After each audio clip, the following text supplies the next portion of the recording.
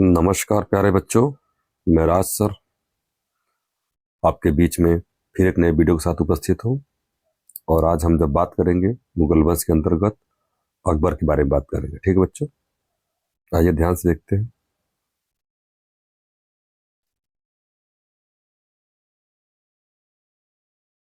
चलिए देखते हैं अकबर।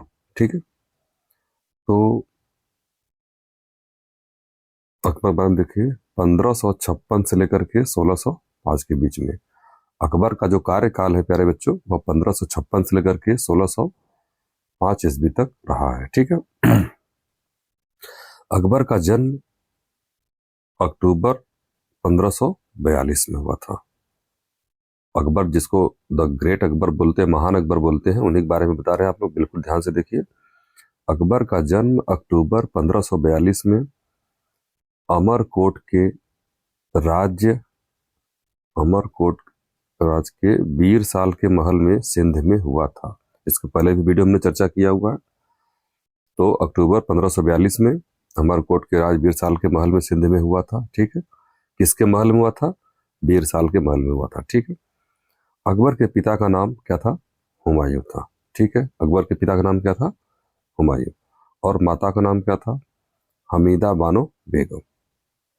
याद कर लीजिए अभी तुरंत, अकबर के पिता का नाम हुमायूं, ठीक है, और माता का नाम क्या हो जाएगा? हमीदा बानो बेगम। ठीक है, आइए आगे देखते हैं।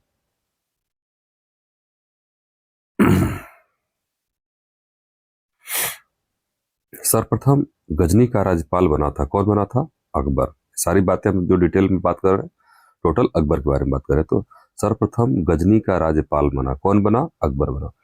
अकबर का विवाह किससे हुआ? रुकैया बेगम से। किससे हुआ? अकबर का विवाह यानी उसकी मैरिज, शादी किससे हुई? रुकैया बेगम से। ठीक है, और रुकैया बेगम क्या थी? खास बेगम थी। ठीक है, गुरु गुरु के रूप में किसको? पीर खां। जो अकबर के गुरु थे, इनका क्या नाम था? पीर खां। ठीक है, संरक्षक बैरम खां।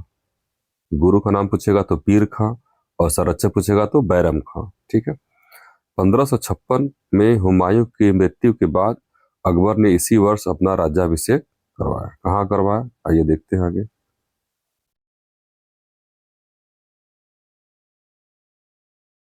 1556 में हुमायूं की मृत्यु के बाद अकबर ने इसी वर्ष अपना राज्याभिषेक कलानौर, कहाँ पर है? कलानौर में, कलानौर नामक स्थान पर करवाया। यह स्थान कहाँ पड़ता है? पंजाब के गुरदास गुरदास गुरु नहीं गुरदास पंजाब के गुरदास जिले में स्थित है। तो ठीक है, हुमायूं की मृत्यु के बाद अकबर ने इसी वर्ष अपना राज्याभिषेक कहाँ पे कराया था? कलानौर में। इसका नाम क्या है? कलानौर। और कलानौर कहाँ पड़ता है? ये पंजाब राज्य के गुरदास जिले में पड़ता है। ठीक है, आइए आगे देखते हैं।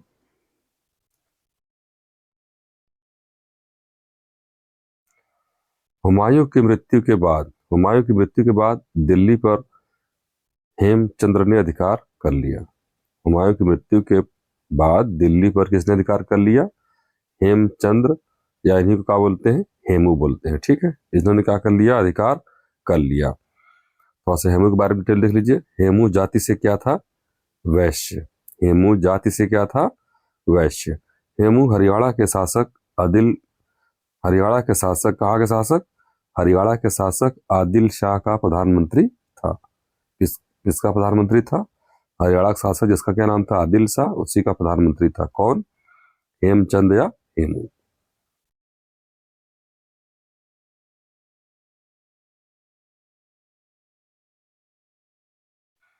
इसने अपने जीवन में कुल 24 युद्ध लड़े, 24। जो हेमचंद या हेमू था, इसने अपने जीवन में कितने युद्ध लड़ा था? 24। जिसमें से कितने युद्ध में से विजय विजय सफलता मिली थी? 22 में। ठीक है, यह अंतिम हिंदू शासक है। कौन? हेमचंद्र या हेमू। यह अंतिम हिंदू शासक है जिसने विक्रमादित्य की उपाधि धारण की। ठीक है, इसने अपने, ये क्वेश्चन पूछता है कि कौन सा अंतिम शासक था? विक्रमादित्य की उपाधि धारण की। इसने अपने जीवन में या कैरियर की शुरुआत हरियाणा के रेवाड़ी के बाजार में, हरियाणा के कहाँ से भाई साहब, रेवाड़ी के बाजार से कौन सा बेच करके, नमक बेचने से शुरू की थी। हेमू के बारे में बात हो रही है। चलिए अब हम देखेंगे पानीपत का द्वितीय युद्ध। चलिए इसको देख लेते हैं।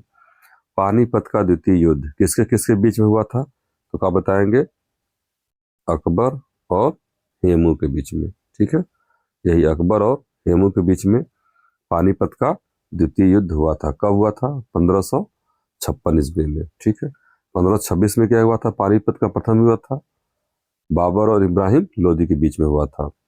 और पानीपत का द्वितीय युद्ध कब हुआ, 1556, 26-56 यानी कि 30 साल बाद हो रहा है। वो बाबर और इब्राहिम लोदी के बीच में प्रथम हुआ था, और सेकंड कब हो रहा है, अकबर और हेमू के बीच में हो रहा है। यह युद्ध अकबर और उसके सेनापति बैरम खां ने हेमू को पराजित किया। मतलब इस युद्ध में अकबर और उसके सेनापति बैरम खां जो थे, हेमू को क्या कर दिए, पराजित कर दिए। इस युद्ध के मध्य में हेमू की आंखों में तीर लगा था। इस युद्ध के मध्य में जब युद्ध चल रहा था तो बीच में ही हेमू या हेमचंद्र की आंखों में एक क्या लग गया, तीर लग गया, और इसी से घायल होकर उसकी मृत्यु हो गई। आंखों में तीर लगने के कारण क्या हो गया, उसकी मृत्यु हो गई। किसकी मृत्यु हो गई, हेमू की। ठीक है,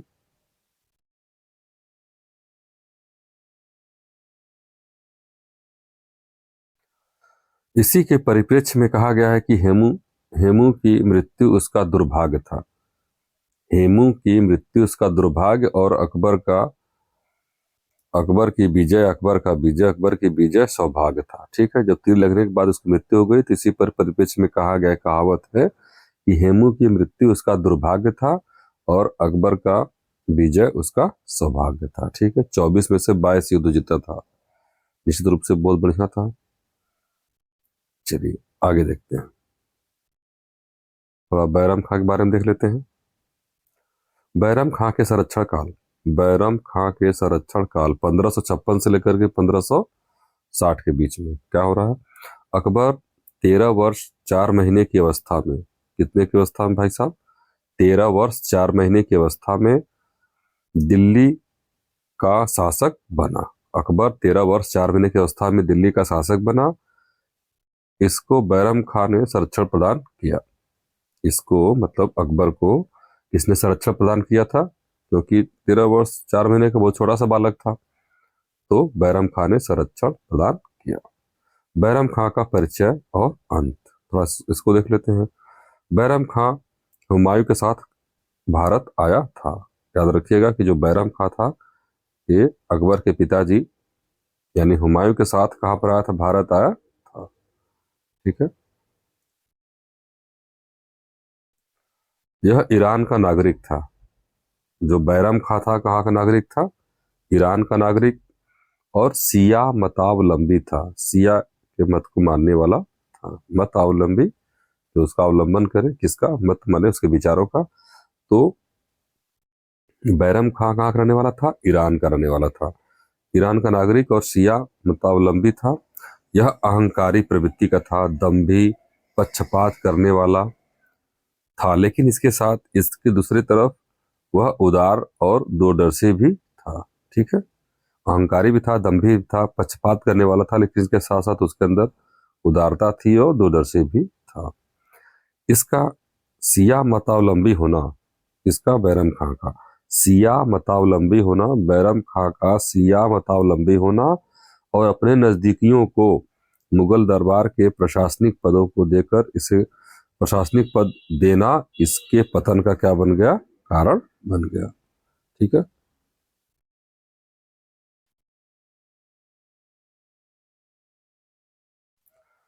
अकबर के हरम की महिलाओं, अकबर के हरम की महिलाओं जिसमें जीजी अनगा, अकबर के हरम की महिलाओं जिसमें जीजी अनगा, महामनगा और हमीदा ने अकबर को बैरम खां के प्रति उकसाया। ये तीनों महिलाएं, जीजी अनगा, महामनगा और हमीदा ने अकबर को क्या किया, बैरम खां के प्रति उकसाया। क्या उकसाया, फलतः अकबर ने बैरम खां को बुला करके उसको 3 बातें कही। कितनी की बातें कही, 3 बातें कही। कौन कौन बातें हैं देख लीजिए। मक्का की धार्मिक यात्रा। अकबर ने समझाया, किसको समझाया? बैरम खां को समझाया कि आपको क्या करनी चाहिए, मक्का की धार्मिक यात्रा करनी चाहिए। दरबारी सलाहकार का उसने पद भी दे दिया। और तीसरी बात, कालपी की जागीर देने की भी बात की। किसको? बैरम खां को कालपी की जागीर भी देने की बात की। पहला मक्का की धार्मिक यात्रा, दूसरा दरबारी सलाहकार का पद, और तीसरा कालपी की जागीर देने की बात की। उपरोक्त बातों में बैरम खां ने उपरोक्त बातों से में नहीं से होगा उपरोक्त बातों से बैरम खान ने मक्का की धार्मिक यात्रा के लिए प्रस्थान किया।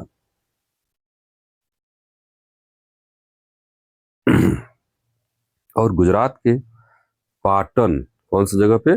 पाटन नामक स्थान पर पहुंचा। यहीं पर मुबारक खां, किसने बच्चों? मुबारक खां। मुबारक खां नामक पठान ने बैरम खां की हत्या कर दी। जैसे गुजरात के पाटन नामक स्थान पर पहुंचा, कौन पहुंचा? बैरम खां। यहीं पर मुबारक खां ने, किसने? मुबारक खां ने नामक पठान ने बैरम खां की हत्या कर दी, क्योंकि बैरम खां ने इसके पिता की हत्या की थी। बैरम खां की मृत्यु पर अकबर बहुत क्या हो गया? द्रवित हो गया, मतलब दुखी हुआ। और उसके शव को शाही सेना के साथ संरक्षण में दिल्ली लाया गया। ठीक है। बैरम खां की पत्नी सलीमा बेगम से, अब तो बैरम खां मर गया, ठीक है, तो अब क्या हो रहा है कि बैरम खां की पत्नी सलीमा बेगम, क्या नाम था उनका? सलीमा बेगम। तो सलीमा बेगम से अकबर ने क्या कर लिया? अपना विवाह कर लिया। और विवाह करने के बाद इसके जो पुत्र थे, क्या नाम था उनका? अब्दुल रहीम। क्या नाम था? अब्दुल रहीम को अपने दरबार में भी ले लिया। तो बैरम खां की पत्नी सलीमा बेगम से अकबर ने अपना विवाह निकाह कर लिया, और इसके पुत्र, क्या नाम था उनका? अब्दुल रहीम को अपने दरबार में भी ले लिया। नोट, बैरम खां के बाद अकबर ने अपनी हरम की महिलाओं की चपेट में आ गया। जैसे ही बैरम खां की मृत्यु हो गई, इसके बाद जो उनके हरम में महिलाएं हुआ करती थी, उनकी ये चपेट में आ गए, मतलब उनके बहकाव में आ गए, उनकी बातों में आ गए। ठीक है। कौन आ गया? अकबर आ गया। ठीक है। फलतः 1560 से फलतः 1560 से लेकर के 1564 1560 से लेकर के 1564 ईस्वी तक के समय काल को पर्दा शासन कहा गया। तो क्वेश्चन पूछ सकता है कि अकबर के समय में किस समय को पर्दा शासन कहा गया? तो 1500 इजी है, 1560 से लेकर के 1564, 1560 से लेकर के 1564 तक के समय काल को अकबर का जो शासन काल था उसे पर्दा शासन कहा गया। पर्दा शासन क्यों कहा गया? कि जो उनके हरम की जो महिलाएं थी, उनकी विचारधारा से अकबर क्या हो गए? बहुत प्रभावित हो गया। जो भी निर्णय लेना हो उनके कहने पर ही निर्णय लेते थे। चलिए आगे देखिए, अकबर के 9 रत्न। कितने रत्न? 9 रत्न। कौन कौन है भाई साहब? अबुल फजल, अबुल फैजी, अबुल फजल, अबुल फैजी, अब्दुल रहीम खान खाना, क्या जाएगा? अब्दुल रहीम खान खाना, मुल्ला दो प्याजा, बिरबल, भाई साहब जानते हैं आप लोग, टोड़रमल, तानसेन, मान सिंह और भगवान दास। ठीक है। तो इन लोगों के नाम याद कर लीजिए। अब्दुल रहीम खान खाना, अब्दुल रहीम खान खाना, ये बैरम खां का लड़का था। मुल्ला दो प्याजा, बिरबल, टोड़रमल, तानसेन, मान सिंह, भगवान दास। ठीक है बच्चों। और दो क्या नाम था? अबुल फजल और अबुल फैजी। अबुल फजल और अबुल फैजी भी थे। ठीक है, आगे देखते हैं। मुगलों की धार्मिक नीति, यहां तक तो हमने देख लिए। अब मुगलों की धार्मिक नीति के बारे में हम देखेंगे कि क्या धार्मिक नीति को अपनाते थे। मुगलों की धार्मिक नीति की शुरुआत किसने किया था? अकबर ने शुरुआत किया था। अकबर की धार्मिक नीति धार्मिक उदारता की थी। कैसी थी? धार्मिक उदारता, अर्थात धार्मिक सहिष्णुता की थी। ठीक है। आगे, अकबर की धार्मिक नीति के कुल 3 चरण थे। अकबर की धार्मिक नीति के कितने चरण थे? कुल 3 चरण थे। कौन कौन है? पहला है, देख लीजिए, वर्ष 1562, 1563, 1564। तो अकबर ने क्या किया भाई साहब? 1562 में, 63 में, 64 में, 62 में अकबर ने दास प्रथा को समाप्त कर दिया। जो धार्मिक नीति है उसके अंतर्गत अकबर ने 1562 में दास प्रथा को ही समाप्त कर दिया। ठीक, जो दास प्रथा चली आ रही थी कई पहले से, उसको समाप्त कर दिया। 1563 ईस्वी में क्या किए, अकबर ने तीर्थ यात्रा कर को समाप्त कर दिया। जो टैक्स लिया जाता था तीर्थ यात्रा करने में, कहीं आने जाने में, धार्मिक स्थल पर जाने में, तो 1562 में दास प्रथा को समाप्त किया, 62 में, 63 में तीर्थ यात्रा कर को समाप्त किया, और 1564 में अकबर ने जजिया कर को भी क्या कर दिया, समाप्त कर दिया। 62, 63, 64, 62 में दास, 63 में तीर्थ यात्रा, 63 में तीर्थ यात्रा, 62 में दास, और 64 में जजिया कर को, ठीक है, समाप्त कर दिया। अपने दूसरे चरण में अकबर ने 1575 ईस्वी में फतेहपुर सीकरी में इबादत खाना भी बनवाया। अपने दूसरे चरण में अकबर ने 1575 में, ठीक है, फतेहपुर सीकरी में क्या बनवाया, इबादत खाना भी बनवाया।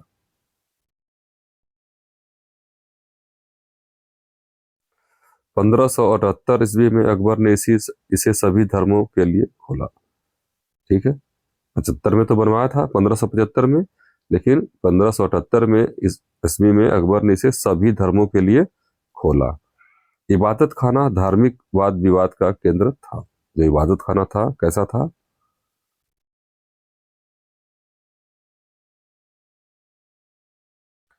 इबादत खाना धार्मिक वाद विवाद का केंद्र था। ठीक है बच्चों, आइए आगे देखते हैं।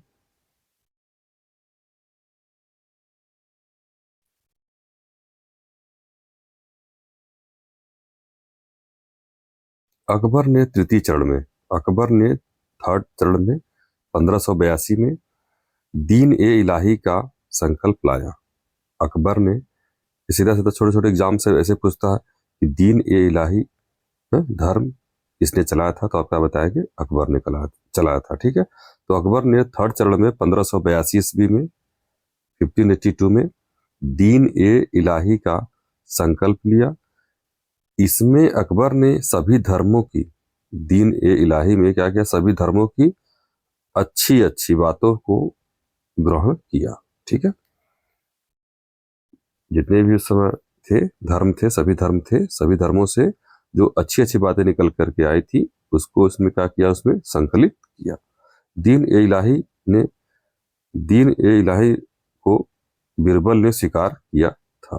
किसने स्वीकार किया था, बिरबल ने स्वीकार किया था। बिरबल क्या थे, नवरत्नों में से एक थे अकबर के। तो दीन ए इलाही की शिक्षा कब होती थी, रविवार को दी जाती थी। फुर्सत के क्षणों में रविवार को दी जाती थी। ठीक है, जहांगीर और धर्म, चलिए देखते हैं इसको। जहांगीर ने अपने समय में धार्मिक उदारता और कट्टरता दोनों की नीति को अपनाया था। धार्मिक कट्टरता और उदारता दोनों को, जहांगीर के बारे में बात हो रही है, बाबर, हुमायूं, अकबर और जहांगीर, यानी अब मतलब कोरिलेट करके आगे चल रहा है। ठीक है, अब अकबर चले थे, ठीक है, लेकिन हमको जहांगीर के भी बारे में भी जानना है, तो दोनों को कोरिलेट करके यहाँ पर बताया जा रहा है। तो जहांगीर ने अपने समय में धार्मिक उदारता और कट्टरता दोनों की नीति को लागू किया।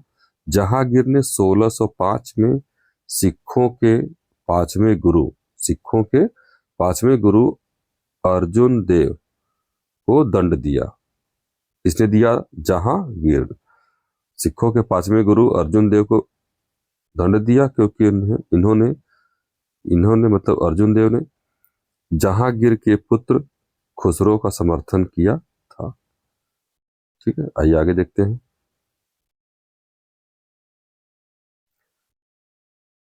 जहांगीर ने कश्मीर में स्थित राजौरी के हिंदू को मृत्युदंड की सजा दी थी। जहांगीर ने कश्मीर में स्थित राजौरी के हिंदू को मृत्युदंड की भी सजा दी थी। इसके समय में हिंदुओं को मंदिर को बनवाने का अधिकार मिला था। इसके समय में हिंदुओं को मंदिर को बनाने का अधिकार मिला था। ठीक है, आइए आगे देखते हैं। शाहजहां और धर्म। शाहजहां, अभी जहांगीर के बारे में देखे हैं, अब शाहजहां के बारे में देखिए। शाहजहां और धर्म। शाहजहां की धार्मिक नीति में कट्टरता का यहाँ दिखाई पड़ता है। ठीक है, तो कहने का मतलब है कि शाहजहां और धर्म का क्या रिलेशन है, तो शाहजहां की धार्मिक नीति में क्या दिखाई देता है, कट्टरता के दिखाई पड़ती है। ठीक है, 1633 ईस्वी में हिंदू मंदिरों को तोड़ने का आदेश भी दिया था। किसने दिया था, शाहजहां ने 1633 ईस्वी में हिंदू मंदिरों को तोड़ने का आदेश दिया था। इसने वाराणसी के मंदिरों को भी तोड़वाया था, वाराणसी के मंदिरों को भी तोड़वाया था। ठीक है, इंपॉर्टेंट फैक्ट है। इसने नौरोज उत्सव को भी बंद कर दिया, जो नौरोज उत्सव चल रहा था उसको भी क्या कर दिया, उसने बंद कर दिया। औरंगजेब और धर्म, औरंगजेब को देख लेते हैं। औरंग धार्मिक नीति असहिष्णुता की थी तथा कट्टरता की थी, खतरनाक आदमी। औरंगजेब और धर्म धार्मिक नीति किसकी थी, असहिष्णुता और कट्टरता की थी। इसने तुलादान प्रथा को बंद कर दिया, तुलादान प्रथा को बंद कर दिया। इसने मोहतसीब नामक आचार विचार अधिकारी भी रख दिए। ठीक है, मोहतसीब नामक आचार विचार अधिकारी भी रख लिए। इसने वाराणसी उज्जैन मथुरा के हिंदू मंदिरों को तुड़वाया। औरंगजेब ने वाराणसी उज्जैन मथुरा इत्यादि के हिंदू मंदिरों को क्या कर दिया, तुड़वा दिया। आगे देखिए और सब क्या कि भाई साहब सिक्कों पर कलमा लिखवाना बंद करवा दिया। ठीक है, औरंगजेब के बारे में बात हो रही है, सिक्कों पर कलमा लिखवाना बंद करवा दिया। कलमा इस्लाम धर्म की पवित्र उक्तियां, स्मृतियां इत्यादि होती हैं। ठीक है, तो कलमा इस्लाम धर्म की जो कलमा लिखवाया जाता था उसको भी क्या करवा दिया, औरंगजेब ने बंद करवा दिया। कलमा इस्लाम धर्म की पवित्र उक्तियां इत्यादि होती हैं। आगे औरंगजेब ने 1679 ईस्वी में हिंदुओं पर जजिया लगवा दिया।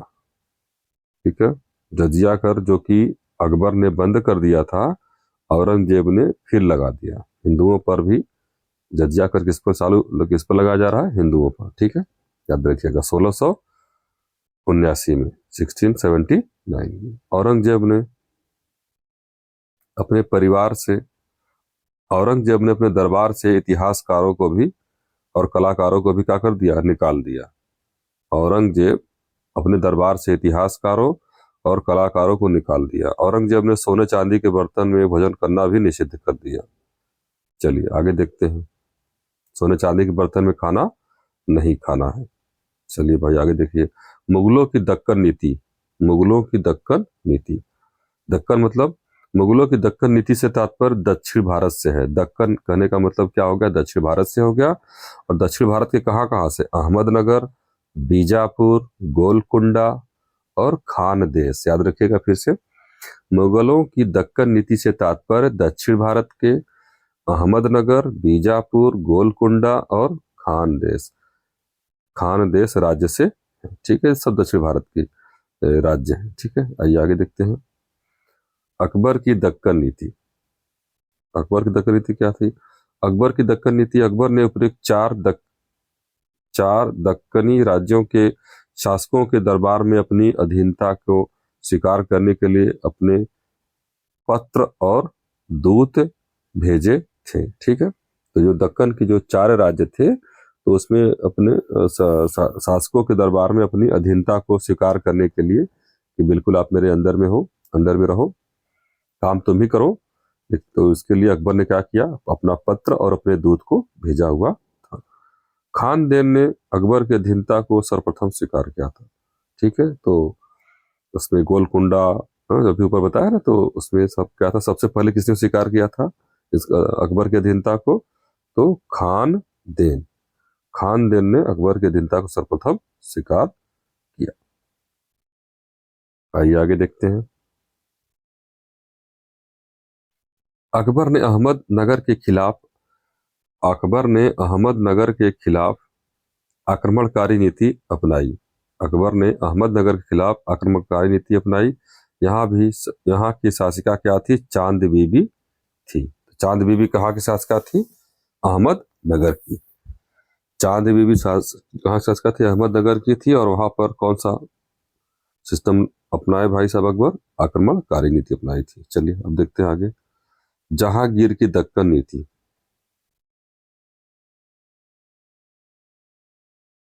जहांगीर की दक्कन नीति, इसके समय में बीजापुर, गोलकुंडा और अहमदनगर, जहांगीर के समय में बीजापुर, गोलकुंडा, अहमदनगर नामक 3 दक्षिण राज्य थे।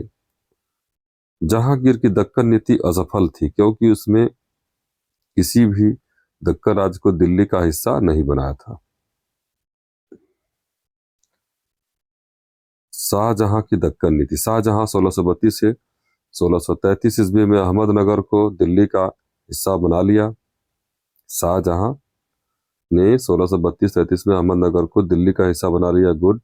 इसने 1636 ईस्वी में बीजापुर और गोलकुंडा से अपनी अधीनता स्वीकार करवा ली।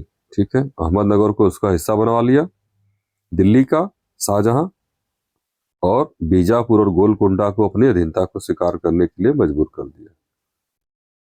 औरंगजेब की दक्कन नीति देख लीजिए क्या कहना चाह रहा है। औरंगजेब ने बीजापुर और गोलकुंडा की तरफ आक्रमणकारी रुख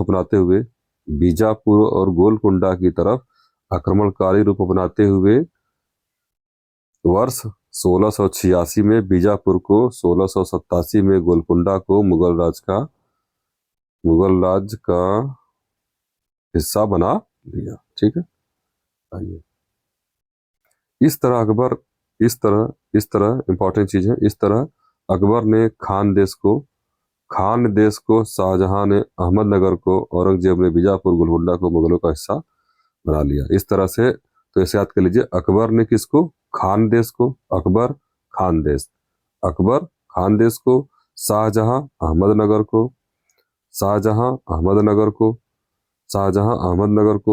अकबर खान देश को, औरंगजेब बीजापुर और गोलकुंडा को। ठीक है, औरंगजेब बीजापुर और गोलकुंडा को मुगलों का हिस्सा बना लिया। चलिए आगे देखते हैं। मनसबदारी व्यवस्था मुगल शासन का आधार स्तंभ था। मनसबदारी व्यवस्था मुगल शासन का क्या था? आधार स्तंभ था। मनसबदारी फारसी भाषा का शब्द है। कैसा शब्द है? मनसबदारी कैसा शब्द है? फारसी भाषा का शब्द है। मनसब का अर्थ क्या होता है? पद। मनसब का क्या अर्थ होता है? पद। ठीक है, मतलब कौन सा पद पर आदमी बैठा हुआ है। ठीक है, तो मुगल शासन का आधार स्तंभ है। मनसबदारी व्यवस्था मुगल शासन का आधार स्तंभ है, और मनसबदारी फारसी भाषा का शब्द है। कैसा है? फारसी। ठीक है, फारसी भाषा का शब्द है। मनसब का अर्थ होता है पद होता है। इस व्यवस्था का जन्मदाता भारत में कौन है? अकबर है। ठीक है, मनसबदारी व्यवस्था के जन्मदाता भारत में कौन है? अकबर है। ठीक है, आइए आगे देखते हैं। इस व्यवस्था को द्वारा योग्यता के आधार पर पद दिया जाता था। आपकी जैसी योग्यता होगी वैसा पद आपको प्राप्त होगा।